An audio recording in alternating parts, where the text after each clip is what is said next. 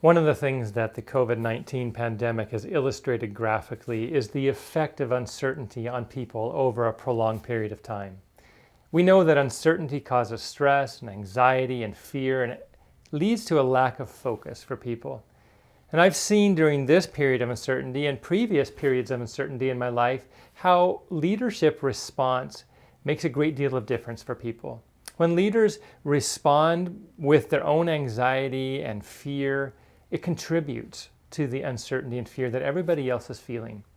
Or leaders can ground themselves, remain calm and focused, and lead people through that period of uncertainty in a way that is beneficial to everyone. So I think there's three things that we can do as leaders that will really help in a period of uncertainty.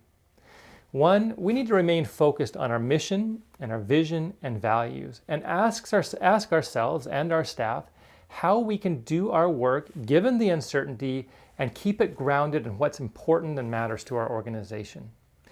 Two, I think we just need to remain calm. Take a deep breath before we come into work and realize that because of our position within an organization, our voice and our emotions are amplified for the people around us.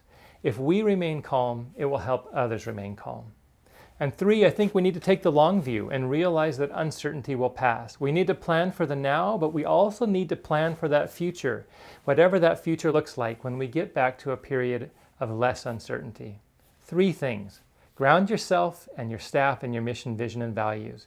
Two, remain calm. And three, take the long view. If you have a question or topic you'd like us to consider, please let us know.